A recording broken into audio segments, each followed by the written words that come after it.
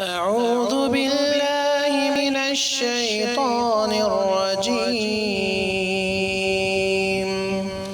بسم الله الرحمن الرحيم.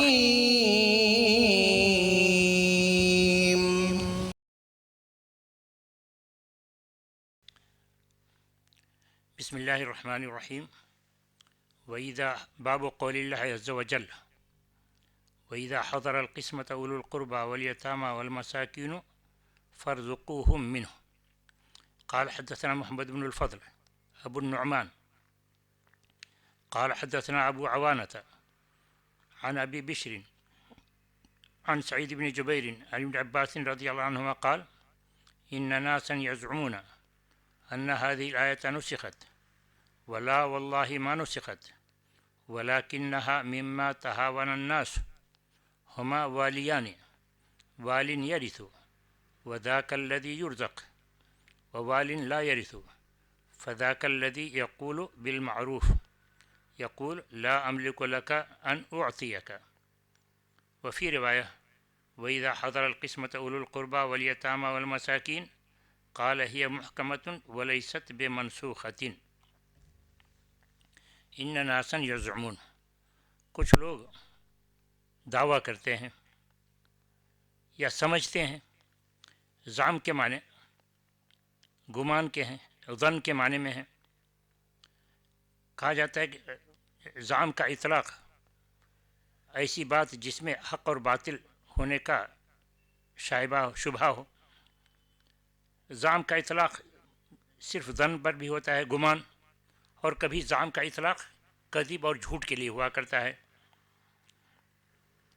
تو کچھ لوگ سمجھتے ہیں کہ آیت منسوخ ہے.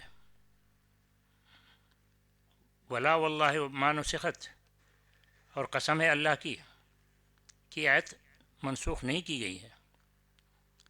ولکنھا مما تہاون الناس، یہ ان آیتوں میں سے ہے جس پر عمل کرنے میں لوگ سستی کرتے ہیں، جس پر لوگ عام طور سے عمل نہیں کرتے.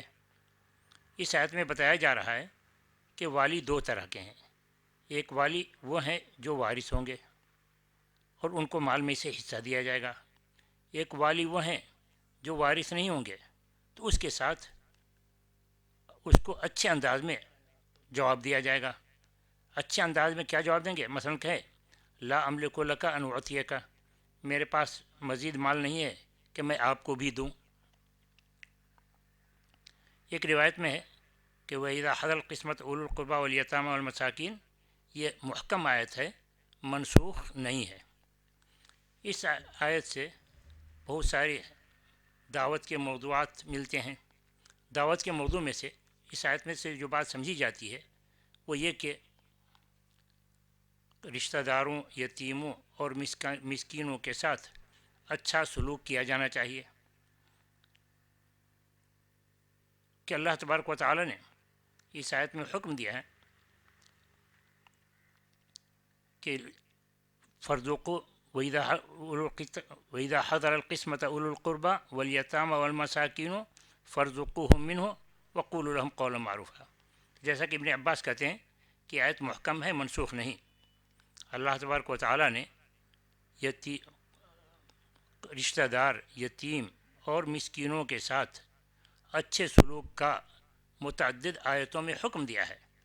کہا اللہ تعالی نے لیس البر ان تولوا وجوہکم قبل المشرق والمغرب ولكن البر من آمن بالله واليوم الآخر والملائكة والكتاب والنبيين وآتى المال على حبه ذوي القربى واليتامى والمساكين. کہ نیکی صرف یہ نہیں ہے کہ تم اپنا چہرہ مشرق اور مغرب کی جانب کر لو، یعنی مشرق اور مغرب کی جانب نماز پڑھ لینا اللہ کے حکم سے، یہ کافی نہیں ہے. ولیکن البر من آمن باللہ والیوم الآخر، اصل نیکی تو یہ ہے کہ اللہ پر ایمان لاؤ، آخرت پر ایمان لاؤ، فرشتوں پر ایمان لاؤ، اللہ کی اتاری ہوئی کتابوں پر ایمان لاؤ، نبیوں پر ایمان لاؤ. اور ان سب کے ساتھ ساتھ جس بات کو اہمیت دی جا رہی ہے وہ یہ کہ وَآتَى الْمَالَ عَلَى حُبِّهِ ذَوِي الْقُرْبَى وَالْيَتَامَى وَالْمَسَاكِينِ وَابْنِ السَّبِيلِ، کہ बावजूद के माल से महब्बत है। आतल माला अला हुब्बिही, माल से महब्बत होने के बावजूद रिश्तेदारों को दो, यतीमों को दो, मिस्कीनों को दो। माल से मोहब्बत कब नहीं होती है? माल से मोहब्बत कब नहीं होती? हर इंसान को माल से मोहब्बत होती है। कब मोहब्बत नहीं होती है? जब इंसान की मौत करीब होती है तो उस वक्त उसकी मोहब्बत माल से कमज़ोर पड़ जाती है। ज़िंदगी भर कोई सदका नहीं किया होता, जब मगर एहसास होता है कि अब हमारी मौत करीब है, उस वक्त सदका करने की सोचता है। चुनांचे रसूल अकरम सल्लल्लाहु अलैहि वसल्लम से पूछा गया कि सदका किस वक्त करना अफजल है, तो आपने फरमाया अन तसद्दक़ व अंत सहीहुन शहीहुन, सदका इस हाल में करो कि तुम तंदुरुस्त हो, बखील हो,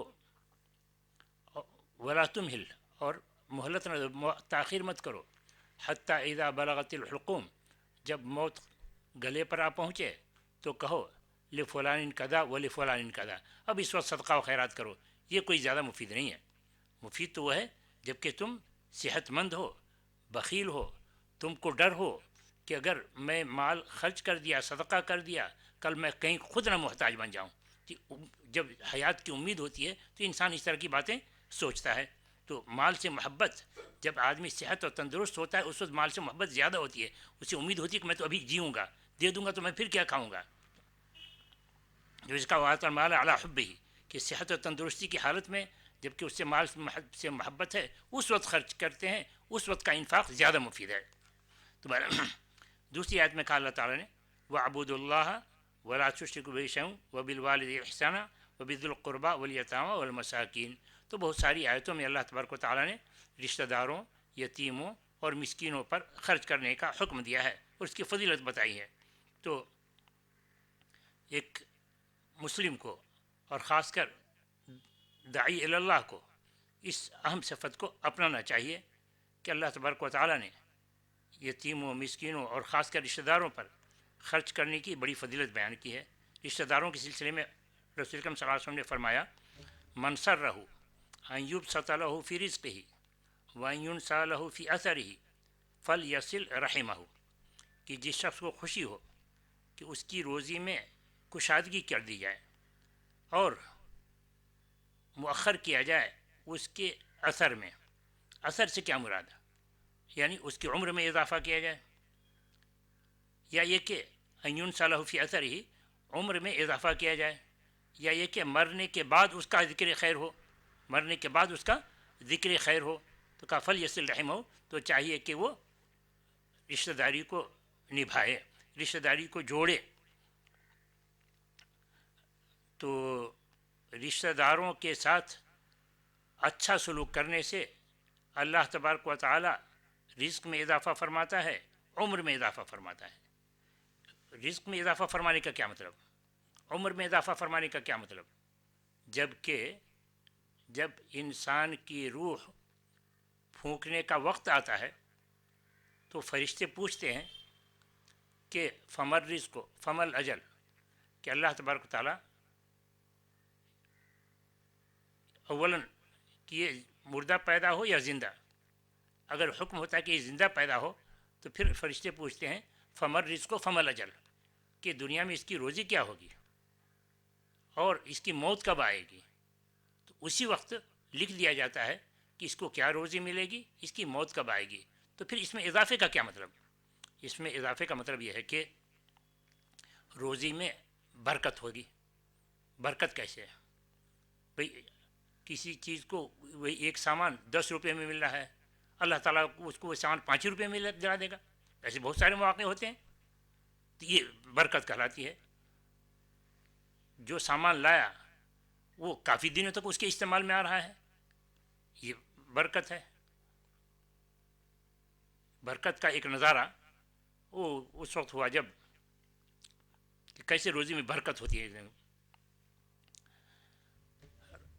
रसूल अकरम सल्लल्लाहु अलैहि वसल्लम ने एक बार, बहुत सारे मेहमान आए हुए थे, तो कहा कि जिसके घर में 2 आदमी हो तीसरे आदमी मेहमान को लेकर चला जाए, जिसके घर में तीसरा हो चौथे मेहमान को लेकर चला जाए। अबू बकर रज़ियल्लाहु अन्हु 3 मेहमान को लेकर के घर आए। अबू बकर रज़ियल्लाहु अन्हु 3 मेहमान को लेकर के घर आए। پھر گھر رکھ دیا مہمانوں کو گھر، اور رسول اکرم صلی اللہ علیہ وسلم کے پاس خود رہ گئے. رسول کے گھر پر کھانا کھایا. عشاء کے بعد رسول اکرم صلی اللہ علیہ وسلم کے ساتھ بیٹھے رہے، کافی دیر ہو گئی. اس کے بعد گھر پہنچے. اس کے بعد گھر پہنچے تو سب سے پہلے مہمانوں کا حال دریافت کیا. گھر والوں سے پوچھا اوما عشیتہم، کیا تم نے مہمانوں کو کھلایا نہیں؟ گھر والوں نے جواب دیا کہ ہم نے کھانا پیش کیا مگر انہوں نے انکار کر دیا.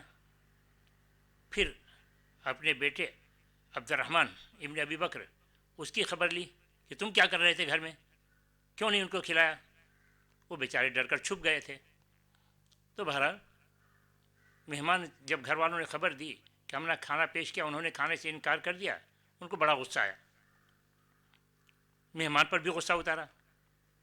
کہا آپ لوگ کھائیے، میں نہیں کھاؤں گا، آپ لوگ کھائیے، میں نہیں کھاؤں گا.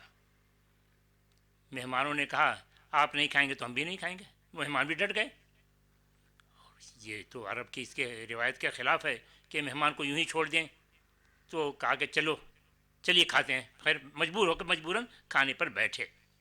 کھانا رکھا گیا. جیسے جیسے کھانا کھاتے اوپر نیچے سے کھانا بڑھتا چلا جاتا. یہ دیکھ کر ابو بکر رضی اللہ عنہ کو تعجب ہوا، یہ کیا ہو رہا ہے؟ چنانچہ اپنی بیوی سے کہا یا اخت بنی فراس قبیلہ کہ دیکھو کیا ہو رہا ہے کھانے کے ساتھ. تو ایسا معلوم ہو رہا کہ وہ دیکھ رہی تھیں. تو انہوں نے کہا ہم نے جو کھانا پیش کیا ہے اس سے تو 3 گنا بڑھ کر ہے، اس سے 3 گنا بڑھ کر ہے.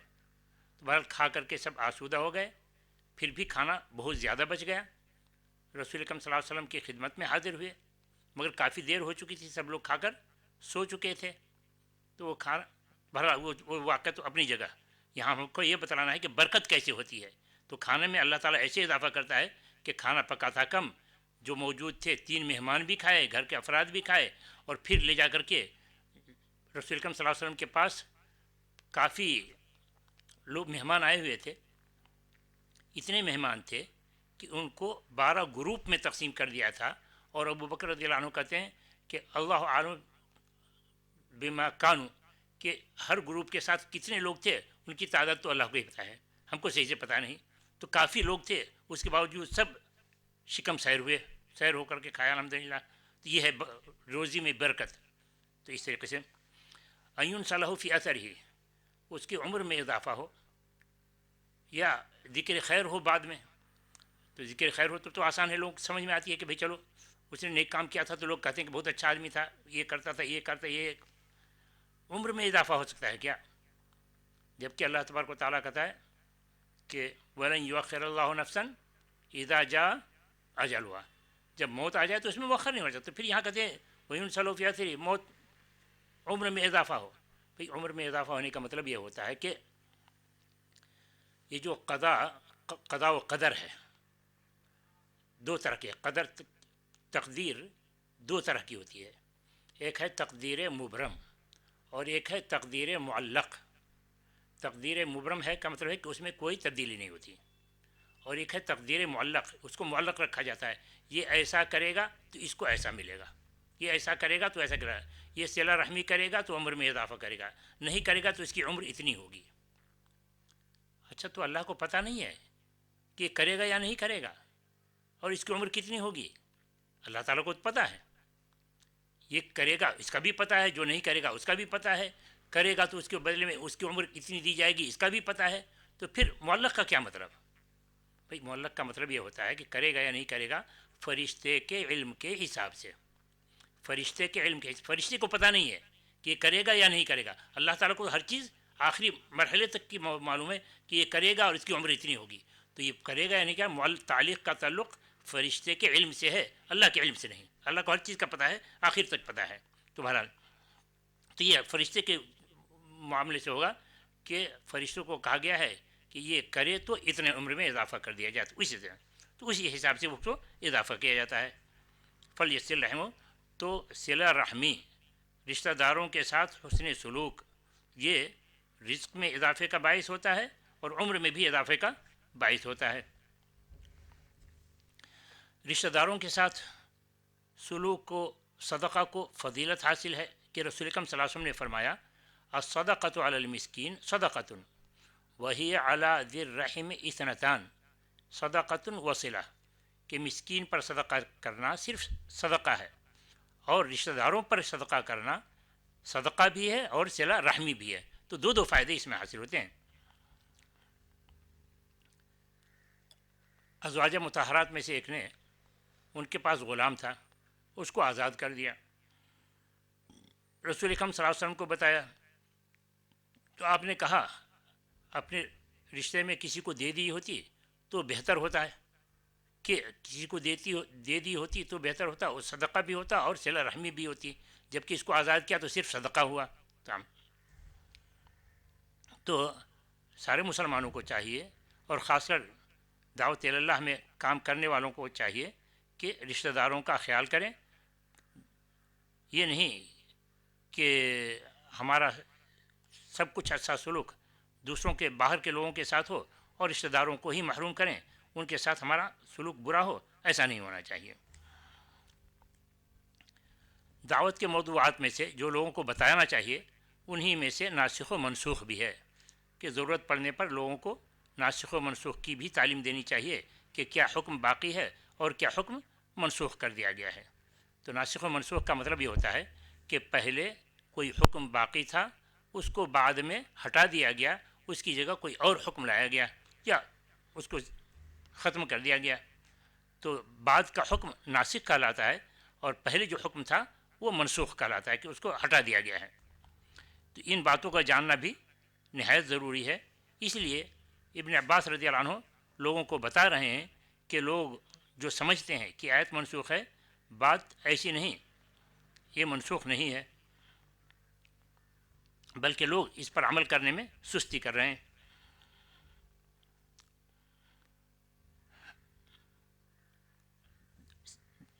داعی کی صفات میں سے اچھے انداز میں گفتگو کرنا بھی ہے، جیسا کہ اس آیت میں تعلیم دی جا رہی ہے، فَارْزُقُوهُم مِّنْهُ وَقُولُوا لَهُمْ قَوْلًا مَّعْرُوفًا، کہ عمل کے ذریعے سے اگر کسی کو کچھ فائدہ نہیں پہنچا سکتے تو قول کے ذریعے سے ہی کچھ فائدہ پہنچا دو، اچھی باتیں تو کر لو۔ چنانچہ امام قرطبی کہتے ہیں بین اللہ تعالی ان من لم يستحق شيئا ارثا وحضر القسمة وكان من الاقارب او اليتامى، کہ اللہ تبارک و تعالیٰ نے اس آیت میں بیان کیا ہے کہ اگر کوئی شخص میراث میں سے کسی چیز کا حقدار نہ بنے مگر میراث کی تقسیم کے وقت موجود ہو، اور وہ رشتہ داروں میں سے ہے، یتیموں میں سے ہے، فقراء میں سے ہے جو کہ وارث نہیں ہوں گے، تو ان کی تکریم کی جانی چاہیے، ان کو محروم نہیں کرنا چاہیے۔ اگر مال زیادہ ہو تو ان کو بھی کچھ نہ کچھ دے دینا چاہیے، اور اگر مال زیادہ نہیں ہے یا زمین ہے، مکان ہے، ایسی صورت میں تقسیم ہو رہی ہے اور وہاں پر کچھ لوگ موجود ہیں، تو پھر ان سے معذرت کرنی چاہیے کہ ہمارے پاس کوئی یہ نہیں ہے جس میں ہم آپ کو بھی شریک کر سکیں، آپ کو بھی دے سکیں، تو قولوا لہم قولا معروفا۔ اللہ تبارک و تعالیٰ نے کہ اگر عملاً تم کچھ نہیں کر سکتے تو اچھی بات ہی کہو، قرآن کریم کی اس آیت میں تعلیم دی ہے، کہا وَإِمَّا تُعْرِضَنَّ عَنْهُمُ ابْتِغَاءَ رَحْمَةٍ مِّن رَّبِّكَ تَرْجُوهَا فَقُل لَّهُمْ قَوْلًا مَّيْسُورًا، کہ اگر تم ان رشتہ داروں سے اعراض کرتے ہو کہ ان کے کفر کی وجہ سے، شرک کی وجہ سے نفرت ہے، اور للہ تم کو ان سے بغض ہے، تو ان کے ساتھ اس بغض کے نتیجے میں بدسلوکی سے پیش نہ آؤ، اچھی اور نرم گفتگو کرو۔ تو اللہ تبارک و تعالیٰ نے اس آیت کریمہ میں اچھے اخلاق کی تعلیم دی ہے کہ ہر انسان کے ساتھ اچھی بات کرنی چاہیے، اور دعوت کے اسلوب میں سے یہ اسلوب دعوت ہے کہ ادعو الی سبیل ربک بالحکمۃ والموعظۃ الحسنہ، تو اچھے اسلوب میں دعوت دی جانی چاہیے۔ فارزقوہم منہ وقولوا لہم قولا معروفا، اچھی بات ہمیشہ کرنی چاہیے۔ اگر کسی شخص سے یہ ظاہر ہو کہ وہ قرآن و سنت کے کسی نص کی مخالفت کر رہا ہے، اس کی غلط تعلیم دے رہا ہے، غلط معلومات رکھتا ہے، تو اس کی تصحیح ہونی چاہیے اور اچھے انداز میں تصحیح ہونی چاہیے، ایسے انداز میں تصحیح ہو کہ اس پر گراں نہ گزرے، اس کی بری تشہیر نہ ہو۔ چنانچہ تنبیہ کے طریقوں میں سے ایک طریقہ یہ ہے کہ تنبیہ نام لیے بغیر کیا جائے، جیسا کہ اس حدیث میں ہے کہ ابن عباس رضی اللہ عنہ نے کہا ان ناسن یزمون، کچھ لوگ اس طرح کی بات سمجھتے ہیں، کچھ لوگ اس طرح کی بات سمجھتے ہیں۔ کون لوگ سمجھتے ہیں؟ ان کا نام نہیں لیا، ان کا نام نہیں لیا۔ تو حکمت دعوت میں سے یہ بھی ایک دعوت ہے کا طریقہ ہے، اور رسول اکرم صلی اللہ علیہ وسلم سے یہ ثابت شدہ طریقہ ہے۔ چنانچہ رسول اکرم صلی اللہ علیہ وسلم کو جب تنبیہ کرنی ہوتی تو آپ فرماتے ما بال اقوام یرفعون ابصارهم الى السماء فی صلاتهم، ایک بار کہ نماز میں کچھ لوگ سر اٹھاتے آسمان کی طرف دیکھتے تھے، تو ان کو تنبیہ کرنا ہوا تو آپ نے ان کا نام لے کر نہیں کہا اے فلان تم کیوں اوپر سر اٹھاتے ہو نماز کے اندر، نہیں کہا کیا بات ہے کہ کچھ لوگ اپنی نگاہیں نمازوں میں آسمان کی طرف اٹھاتے ہیں۔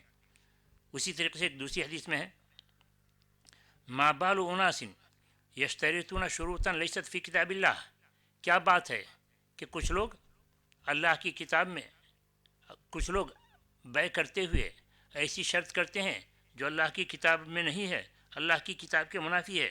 یہاں بھی آپ کو پتہ تھا کہ کون لوگ اس طرح کی شرط رکھ رہے ہیں، مگر ان کا نام نہیں لیا، نام لیے بغیر اس کی تنبیہ فرمائی۔ تیسری ایک اور حدیث میں ہے ما بال اقوام یتنزہون عن شیء اصنعہ، کیا بات ہے کہ کچھ لوگ ہیں جو کام میں کرتا ہوں اس سے بھی کرنے کو ناپسند کرتے ہیں، وہ زیادہ یعنی اپنے آپ کو پاک بنانے کی کوشش کرتے ہیں، تو مجھ سے زیادہ پاک کون ہو سکتا ہے۔ تو اس طریقے سے رسول اکرم صلی اللہ علیہ وسلم تنبیہ کرتے ہوئے نام نہ لے کر کے مبہم تنبیہ کرتے اور تنبیہ ہو جاتی تھی۔ تو ہماری بھی کوشش یہی ہونی چاہیے، کسی کی اصلاح کرنی ہو اور لوگوں کے سامنے ہو خاص کر، تو نام لیے بغیر کریں تاکہ یہ زیادہ مؤثر ہوتا ہے، اس شخص کی رسوائی نہیں ہوتی اور بات جو پہنچانی ہے پہنچ بھی جاتی ہے، تنبیہ ہو جاتی ہے۔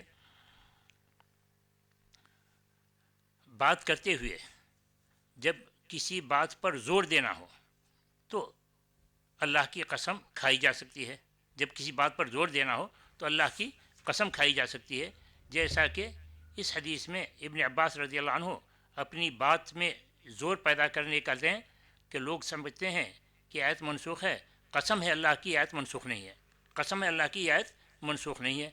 اور رسول اکرم صلی اللہ علیہ وسلم بھی اس طرح کے بسا اوقات بات میں زور پیدا کرنے کے لیے اللہ کی قسم کھاتے تھے۔ قرآن کریم میں بھی بات میں زور پیدا کرنے کے لیے قسم کھائی گئی ہے، بلکہ تعلیم دی گئی ہے کہ جیسا کہ اللہ تعالیٰ نے کہا زعم الذین کفروا ان لن یبعثوا قل بلا وربی لتبعثن ثم لتنبؤن بما عملتم وذلک علی اللہ یسیر، کافر لوگ سمجھتے ہیں کہ ان کو اٹھایا نہیں جائے گا، قل بلا وربی لتبعثن، آپ کہہ دیجئے قسم ہے اللہ کی ہاں تمہیں اٹھایا جائے گا۔ تو یہاں قل بلا وربی تعلیم دی جا رہی ہے کہ آپ اپنی بات میں زور پیدا کرنے کے لیے اللہ کی قسم کھا کر کے کہیے کہ تم کو ضرور اٹھایا جائے گا، پھر تمہیں بتایا جائے گا کہ تم کیا کر رہے ہو، تم نے کیا، اور یہ اللہ کے لیے کوئی مشکل نہیں ہے۔ رسول اکرم صلی اللہ علیہ وسلم بھی اپنی بات میں زور پیدا کرنے کے لیے قسم کھایا کرتے تھے۔ چنانچہ حدیث میں ہے والذی نفس محمد بیدہ لا يسمع بی احد من هذه الامہ یہودی ولا نصرانی ثم يموت ولم یؤمن بالذی ارسلت به الا كان من اصحاب النار، کہ قسم ہے اس ذات کی جس کے ہاتھ میں محمد کی جان ہے، یعنی قسم ہے اللہ کی، نہیں سنے گا میرے بارے میں کوئی شخص اس امت کا، خواہ وہ یہودی ہو یا نصرانی، پھر ایمان لائے بغیر وہ مر جائے گا، ثم یموت پھر وہ مر جائے گا، ولم یؤمن بالذی ارسلت بہ اور ایمان نہیں لائے گا اس دین پر جو دین جس کو دے کر مجھے بھیجا گیا ہے الا کان من اصحاب النار، مگر وہ جہنمی ہوگا۔ تو اس میں رسول اکرم صلی اللہ علیہ وسلم قسم کھا کر اس بات پر زور دے رہے ہیں کہ جس شخص تک ہمارا دین پہنچے گا، جس شخص کو ہماری رسالت کے بارے میں پہنچے اور ہم پر ایمان نہ لائے، اس دین اسلام پر ایمان نہ لائے، وہ شخص جہنمی ہوگا۔ تو اس سے یہ معلوم ہوا کہ بات میں زور پیدا کرنے کے لیے، تاکید کے لیے اللہ کی قسم کھائی جائے گی، اور صرف اللہ کی قسم کھائی جائے گی، غیر اللہ کی قسم کھائی نہیں جائے گی، کہ غیر اللہ کی قسم کھانا شرک کے باب میں سے ہے۔ اللہ تبارک تعالیٰ ہمیں ان تمام باتوں کو اپنانے کی توفیق عطا فرمائے، آمین۔